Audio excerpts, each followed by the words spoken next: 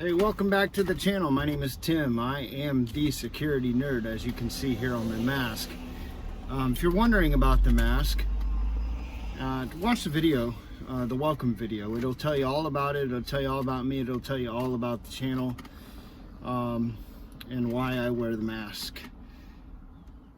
So I'm kind of waiting again for another appointment, and you're gonna see a lot of these because it's like I schedule my appointments, and some of them are really quick and you think they're going to be long, and then some of them are really long and you think they're going to be quick. So there are sometimes when I'll have 30 minutes in between appointments to let it run over, but then it gets done 15 minutes early, so it's 45 minutes till my next appointment. Now I could either take a break or I could work. And I consider this part of working, even though it's a fun thing for me. I would prefer to work. So you're going to see a lot of these. But anyway, this time I wanted to touch on something that I don't see a lot of out there in the research that I find. I don't see anything explained on YouTube about it. And I don't think any of the technicians that I've worked with in the past have ever said anything about it to me. I researched this on my own. I found it on my own, and I wanted to share it with you to make it much easier for you guys. So part of my design process is finding out where the cameras go, and this would be a little more for, actually no, this will be for DIYers as well as pros. And I use a design process because I don't use a kit. So that's number one, don't use a kit. Kits, the cameras are all the same. They do the exact same thing. In other words, if they're wide angle, all of them are wide angle. If they're poor quality, all of them are poor quality. If they don't see very well at night, none of them see well at night. If they see great at night, all of them see great at night. So you get the idea. A kit acts that way. Well, you and I both know that not all spots on your home are going to be the same and require the same function. So I'm going to focus on one spot that's going to touch us all, or most of us, unless you park your car in the garage. So most of us have a garage, and most of us park our cars outside the garage, okay? And we like to have a camera on the cars because in case of, some type of a burglary out of the car, out of the car, or so on and so forth. That way we have some great videos to show the police department. And anyway, so how do I do this? Well, the first thing is how many cameras are going to go there? Usually you have a maximum of 2 because you have two sides. You have one coming from this side, one coming from this side, right? If there's only enough room for one in the budget, then I always go on the most outer side of the garage. This way, I'm getting more value for my video. Because if I go on this side of the garage, all I'm getting really is the cars in the driveway. Everything beyond that is somebody else's yard, and it's not really any value to you. So getting more value, you put it on this side of the garage, and a lot of times somebody will walk up and they'll walk to the house and they'll come up this way, and so you get all that as well. So that's kind of nice. So that's the first thing, is where to put that on the garage, what side. The second thing that I would think of is, what do I want that camera to do? And I want that camera to identify a criminal breaking into my car, day or night. So with that said, now I'm going to measure where my car is. And usually I use the trunk of the car, or the back end of the car, to the camera spot. And I would tell you it ranges between 20 to 30 feet, usually about there. So 30 feet is the aim for identification. Now, I like to push another 10 foot and put it at 40 feet. Because if they start doing this kind of stuff, hopefully we'll catch them at 40 feet versus 30 feet. Does that make sense? I think that'll make sense to you if you think about it, because they'll be walking up, you know, and all of a sudden they'll look up and see the camera, and then they'll start, you know, kind of going like this. Well, too late, we've already got you. So how do I actually choose a camera that will identify at 40 feet? Let me tell you. So I use what's called the DORI system, D-O-R-I.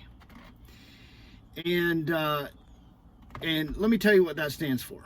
The D stands for the distance detected. So most cameras can detect at quite a long way.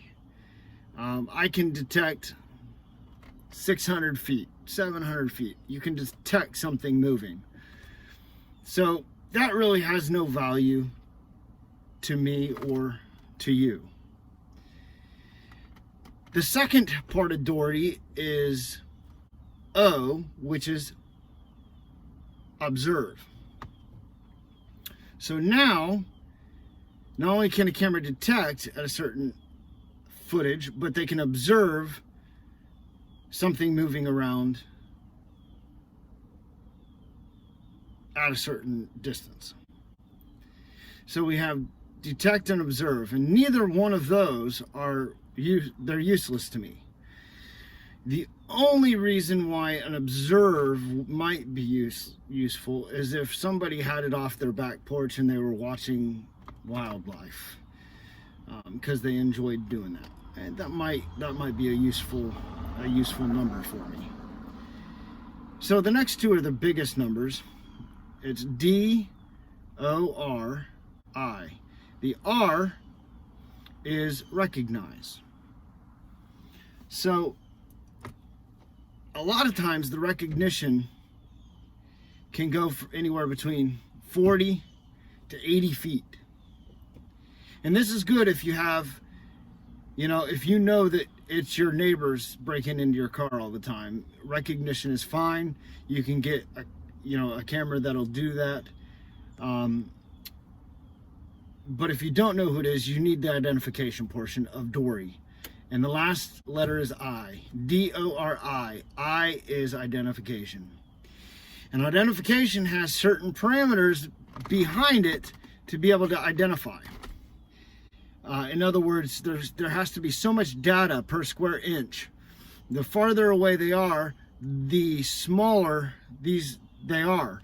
The more narrow the window, or narrow the view, it brings the person a little closer. Not physically, but in the picture. So it creates a little bit more data so that when you digitally zoom in, and digital zooming is kind of what you do on your phone, where you go like this on your phone, with your two fingers, that's a digital zoom. Optical zoom would be when you have your camera and you do that, and now you're optically zooming in on something. Okay, so digitally zoom is looking at the video recording and zooming in on something to see if you can identify them.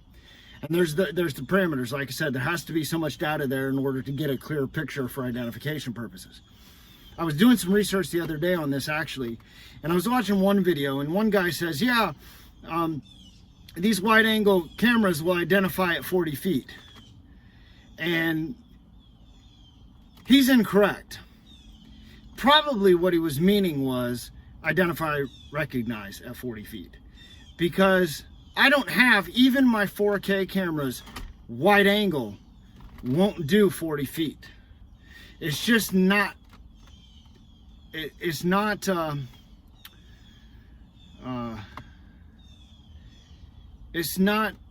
doable. You can't do it. It isn't going to work.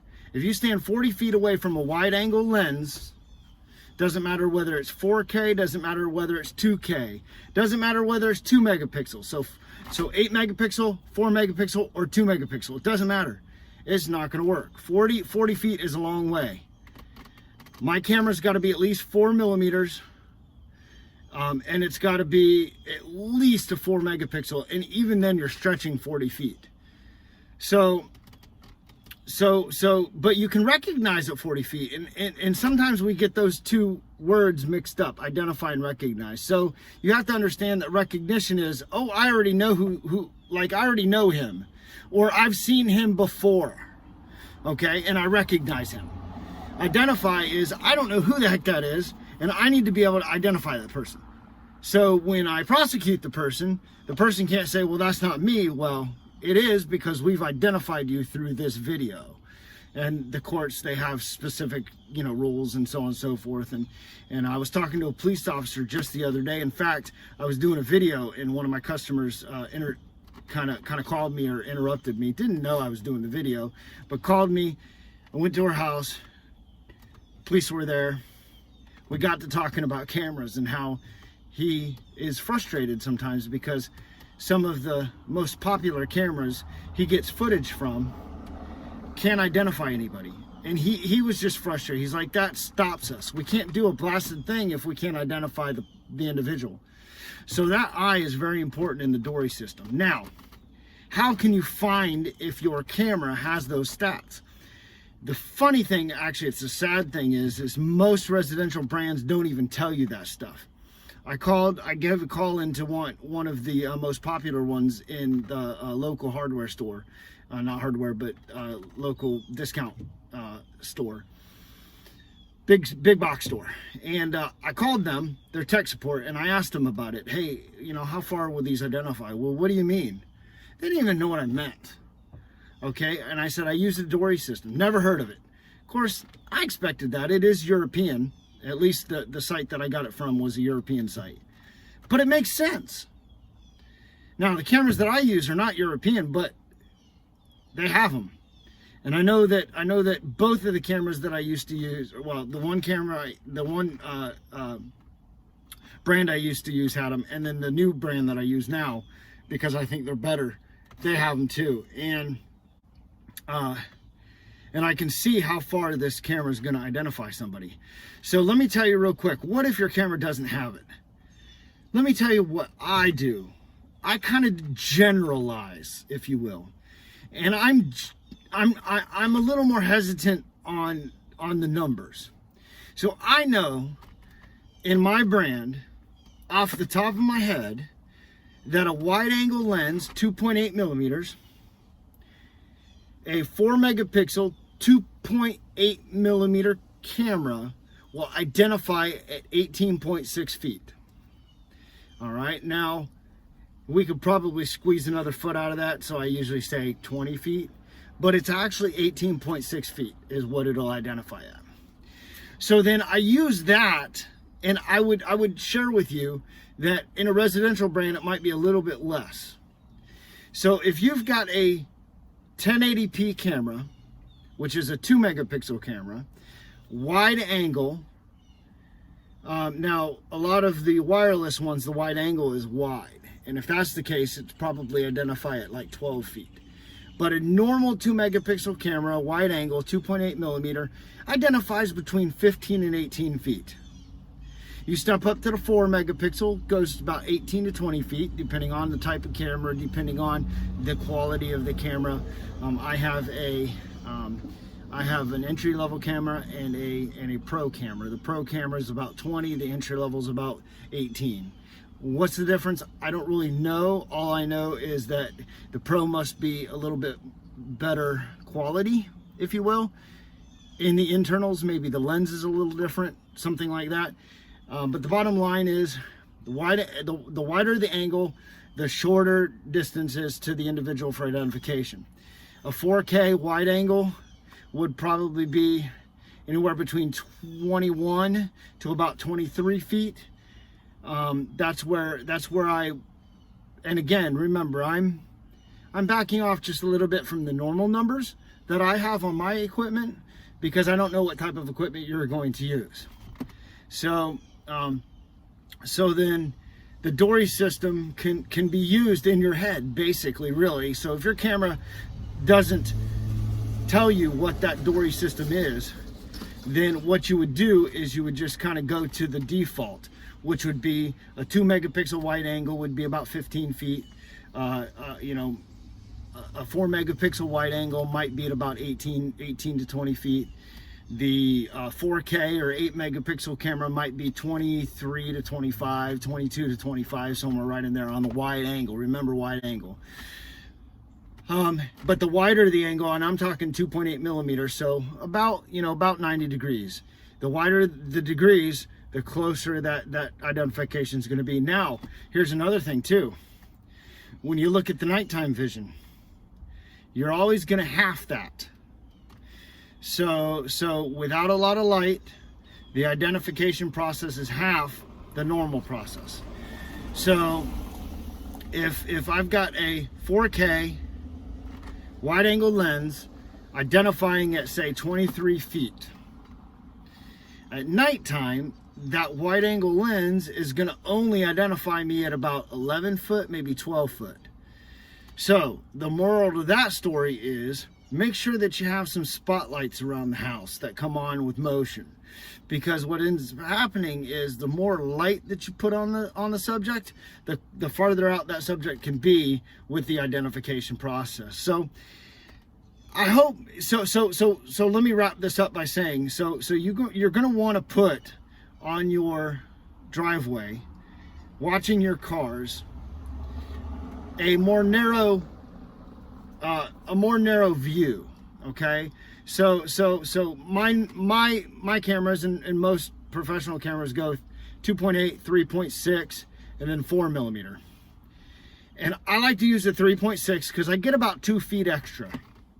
I know that doesn't sound like much, but it is, because if my, say, 4 megapixel 2.8 millimeter camera gets about 20 feet, I have one that gets 21 foot, and I've tested it, and it's really nice, and I can actually identify myself at 22 foot, but at that point I'm starting to recognize, basically. So let's say 20 feet. When I go into the 3.6 millimeter mode, I'm still pretty wide, so I can still see a lot of stuff, but I get an additional 2 to 3 foot on that. So you're seeing about 25 foot, right? Now for my house, that's what I've got. Now for a customer's house, where the budget is right, I'll put a 4K up there, and I'll put a 4K 4 millimeter. Now that will identify between 30 and 40 feet. So that's where I like to be, about 35 foot, somewhere right in there. That's where I like to be. I shoot for 40, but I can't always get that with a fixed lens. I would have to go motorized.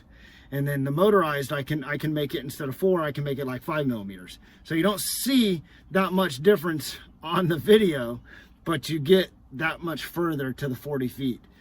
So I'm kind of hoping that this helps you in your design process.